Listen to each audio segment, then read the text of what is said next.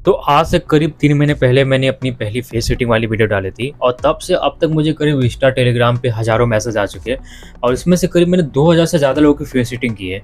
अब इस वीडियो में मैं एक ओवरव्यू देने वाला हूँ कि भाई इतनी फेस सेटिंग के बाद मैंने सीखा क्या और हमारे इंडियन फिनोटाइप में प्लस पॉइंट क्या है, नेगेटिव पॉइंट क्या है, हमें कहाँ ज़्यादा फोकस करना चाहिए, कहाँ कम फोकस करना चाहिए और जितने भी लड़के लुक मैक्सिंग कर रहे हैं वो मिस्टेक कहाँ पे कर रहे हैं, गलती कहाँ पे कर रहे हैं उसके बारे में। तो अगर आपको अपनी फेस सेटिंग चाहिए you can DM me on Telegram also. तो अगर मैं सबसे प्लस पॉइंट की बात करूँ तो Indian hair genetics hands down सबसे बेस्ट है। हमारी जो हेयर की डेंसिटी होती है, टेक्सचर होती है, काफ़ी अच्छी होती है। अब जितना भी मैं यहाँ पे स्टैटिक्स लूँगा, मैं जितने पेड रेटिंग किया हूँ 200 लोगों का उनका ही लूँगा। अब यहाँ पे एज ग्रुप भी बहुत मैटर करता है, तो 15 से लेकर 25 तक यही मेजॉरिटी ऑफ जितने भी लोग आते हैं फेस सेटिंग में इतने रहते हैं। उससे ज़्यादा भी रहते हैं एक दो, तो उनको मैं एक्सेप्शनल केस में ले रहा हूँ। एवरेज में बात करूँगा ये 15 से 25 बीच में। और मैंने बस 5-6 लोगों को देखा है 200 में से जिनको हेयर फॉल का प्रॉब्लम था या फिर उनकी रिसीडिंग हेयर लाइन थी या फिर उनके जो हेयर डेंसिटी कम हो रही थी। और जितने भी थे अदर थे, जितने भी 195 190 उनको अच्छा खासा हेयर था। तो एक बोल सकते हो भाई हमारी इंडियन हेयर जेनेटिक्स काफ़ी अच्छी है। यहाँ पे बस डेंसिटी की बात कर रहा हूँ, वॉल्यूम की बात कर रहा हूँ, हेयर टेक्सचर की नहीं बात कर रहा हूँ। अब ये सिंपल सा मैप देखो, बाल्डेस्ट कंट्री आउट देयर। यहाँ पे देखो जितनी भी वाइट कंट्री है उनको सबसे ज़्यादा हेयर फॉल की प्रॉब्लम। अब यहाँ पे एक रिसर्च भी कंडक्ट की गई थी कि कौन सी इथनिसिटी में सबसे ज़्यादा हेयर फॉल की प्रॉब्लम देखी जाती है। तो सबसे पहले थे वाइट मेल, फिर एशियन मेल मतलब ईस्ट एशियन, और फिर साउथ एशियन मतलब हम इंडियन, और फिर उसके बाद लास्ट में अफ्रीकन मेल। अब यहाँ पे एक पॉइंट आपको और ध्यान देना होगा कि जितने भी आर्टिफिशियल विग होते हैं वो हमारे इंडियन हेयर से ही बनते हैं, मेजॉरिटी ऑफ जितने भी विग होते हैं, देन एशियन से। तो हम बोल सकते हैं कि हमारी जो हेयर टाइप है काफ़ी इंडियन में काफ़ी डाइवर्सिटी वाले हेयर टाइप मिलते हैं, मतलब कर्ली जितने जो भी ए टाइप के कुछ हेयर होते हैं ना वो सब सारे इंडियन में पाए जाते हैं। तो वी कैन से डैट जो हमारी इंडियन हेयर जेनेटिक्स काफ़ी अच्छी है as compare to other ethnicity. अब सेकंड हमारा पॉजिटिव पॉइंट क्या है, रैमस लेंथ। मुझे भी इस पर भरोसा नहीं हो रहा था, पर मैंने जितनी भी लोग की फेस सेटिंग की ना उनकी जो रैमस लेंथ थी वो आइडियल थी। अब एडल्ट मेल में रैमस लेंथ आइडियल किसे माना जाता है, 7 सेंटीमीटर है एबो, मतलब टॉल रैमस जिसे बोलते हैं। अगर आपको रैमस शॉर्ट रहेगा तो आपको गोनियल एंगल भी आएगा, अगर आपका फेस रहेगा एलोंगेटेड लगेगा। तो रैमस लेंथ बहुत इंपॉर्टेंट है। और जितने सरप्राइज से मैंने जितने भी लोग की फेस सेटिंग की उनका रैमस लेंथ आइडियल थी, मतलब 90% लोग की आइडियल थी और 10-15 लोग की क्या थी, मतलब शॉर्ट रैमस थी और इक्का दुक्का लोग की ओवर टॉल रैमस थी। सो ऐसे नेगेटिव पॉइंट आल्सो।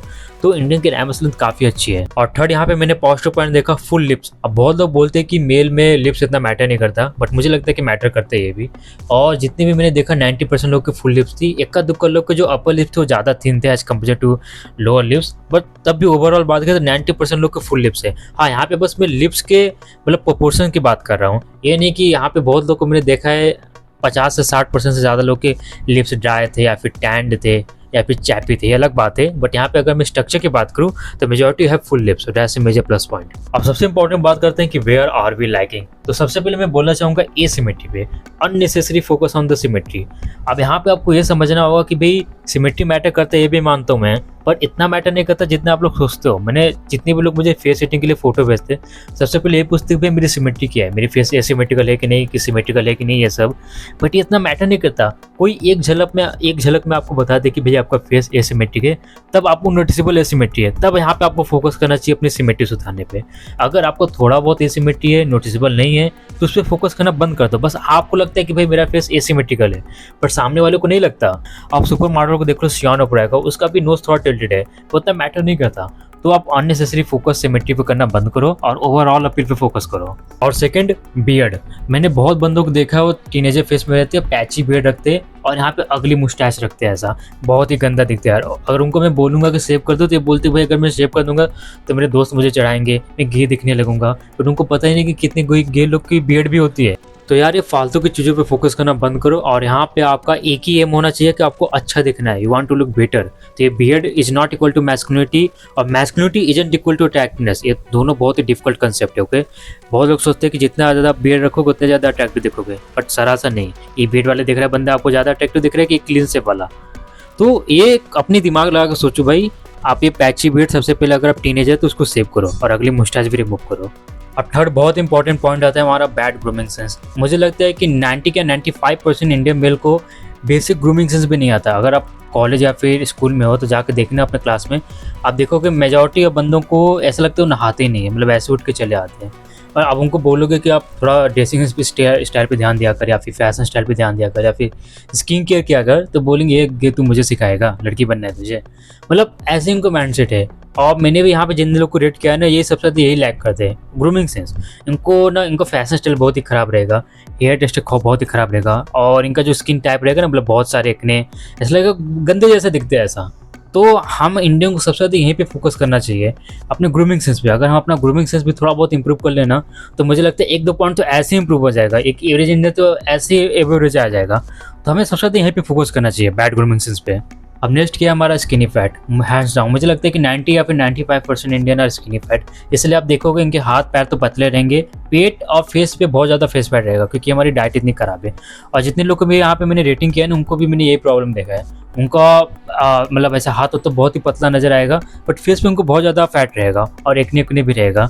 तो अगर हम अपना डाइट सुधार ले, अगर आप लुक मैक्सिंग कर रहे हो, तो सबसे पहले आपको जिम ज्वाइन करना चाहिए। आपका first step face fat loose करना चाहिए, मतलब ओवरऑल वेट लूज करो और तुरंत जिम ज्वाइन करो, ताकि अपनी बॉडी हेल्थी रह सको, अपना डाइट सुधारो। ये भी हमारा सबसे पहला स्टेप है लुक मैक्सिंग का। तो अगर आप ग्लो अप करना चाहते हो, तो अपनी स्किनी फैट बॉडी को सबसे पहले हटाना है हमें। नेक्स्ट जो अभी मैंने बात किया, bad diet which causes the face fat. यहाँ पे आप सिंपल सा मैप देखो, world map.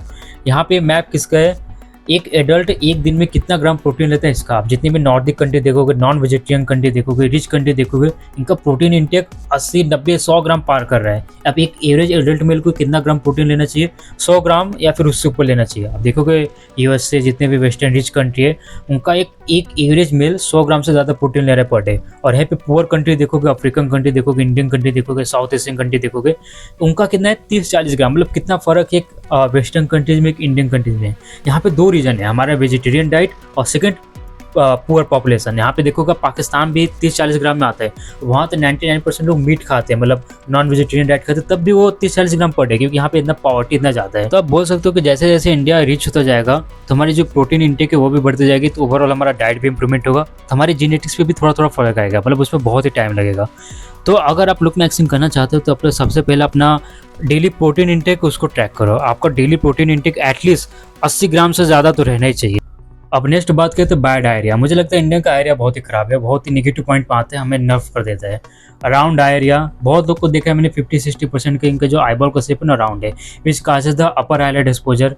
High upper eyelid exposure रहेगा तो प्री आइज का अपीयरेंस आएगा। So that's a major negative point. यहाँ पे एक प्लस पॉइंट भी है कि हमारे आईब्रोज हमारे आईबॉल के शेप से ज़्यादा अच्छी होती है, थिक, स्ट्रेट या फिर स्लाइटली पॉस्चर टिल्टेड होती है, तो that's a plus point also. But हमारा नीचे का एरिया आईब्रो से ज़्यादा मैटर करता है, वो हमारा खराब है। Next bad jaw line visibility. Simple सा रीजन है, बहुत लोग को 90% लोगों को तो फेस फैट है, तो जॉ लाइन कहाँ से दिखेगा। So that's negative point also. अब नेक्स्ट है हमारा विम्प स्कल या फिर कॉम्पैक्ट फेस। यहाँ पे मैंने देखा कि 30 से 40% लोगों को मतलब स्कल डेवलपमेंट हुआ ही नहीं है फुली, ऐसा लगता है। आप जितने भी बिहार के लोग को देखोगे ना, इनमें मेजर प्रॉब्लम है। इनकी जो चिकबोन तो हाई सेट रहेगी, ओवरऑल जो जॉ लाइन विजिबिलिटी भी अच्छा रहेगी, पर इनका जो फेस है ना बहुत ही कॉम्पैक्ट, बहुत ही छोटा रहता है। क्यों? Nutrition deficiency. हमें टीनेजर फेस में पूरा न्यूट्रिशन मिल ही नहीं पाता है, क्योंकि हमारी इतनी डाइट खराब है, पुअर भी बहुत लोग हैं वहाँ पे, तो इनका जो बोन डेवलपमेंट होता है ना पूरा हो ही नहीं पाता, तो ये छोटा स्कल रहता है, तो फेशियल स्ट्रक्चर बहुत ही साफ रहेगा। तो ये एक मेजर नेगेटिव पॉइंट है। 30 से 40% इंडियन का विप स्कल है या फिर कॉम्पैक्ट फेस है। Bad skin and hair texture, ये भी बहुत ही नेगेटिव पॉइंट है। अब हमारी स्किन पे बहुत लोगों को देखोगे एक्ने रहेगा, ऐसा लगता है क्लीन आइज ही नहीं करते कभी। अगर हम एक सिंपल से स्किन की रूटीन फॉलो करें ना, तो अब यहाँ पे क्या लोग गोरा बनना चाहते हैं, तो हमें गोराई पे फोकस नहीं करना है, हमें यहाँ पे क्लियर स्किन, ग्लोइंग स्किन चाहिए। जैसे a difference between clear skin and गोरा स्किन, ठीक है। तो आपको गोरा नहीं बनना है, आपको फेयर नहीं बनना है, आपको अपनी स्किन क्लीनाइज करना है, क्लियर करना है, ये आपको फोकस रहना चाहिए, गोरा होने पे नहीं। अब हमारे हेयर तो काफ़ी अच्छा है, बट हम अपने हेयर का केयर नहीं करते, इसकी वजह से हमारा जो हेयर टेक्सचर होता है बहुत ही ख़राब हो जाता है। तो हम यहाँ पे दोनों चीज़ पे फोकस करना होगा, स्किन केयर पे भी और अपने हेयर टेक्सचर को इम्प्रूवमेंट पे फोकस करना होगा। अब नेक्स्ट मैंने नेगेटिव पॉइंट देखा है bad chin projection due to mouth breathing. हम बचपन में क्या रहता है, हमें कुछ सिखाया नहीं गया कि भाई माउथ ब्रीथिंग से क्या होता है, हमारे लोअर हेड डेवलपमेंट हो नहीं पाती।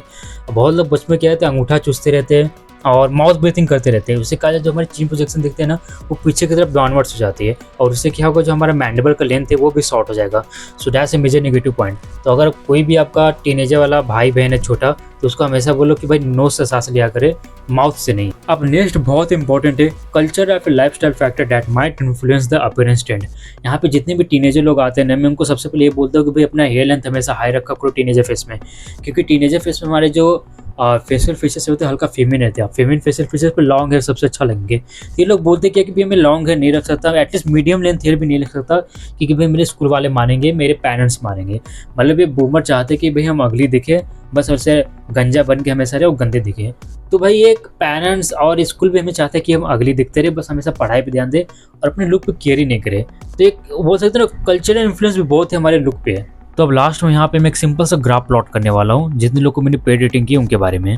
तो मुझे लगता है 5 या 6% बंदे थे जो अगली लुकिंग में थे, 5%। बिलो एवरेज की बात करूँ तो 15% बिलो एवरेज में आते थे, और मेजॉरिटी ऑफ देम मुझे लगता है मेजॉरिटी इंडियन पॉपुलेशन भी यही 4 और 5 पे आएगी एवरेज लुकिंग पे।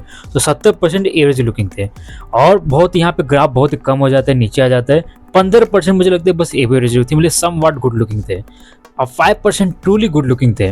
मतलब यहाँ 20 में से लगता है मुझे 10 या 15 जन ही थे जो गुड लुकिंग में आते थे, और 0 बंदा, कोई भी 200 में से कोई भी बंदा ऐसा नहीं था जो 7 की रेटिंग क्रॉस करता हो।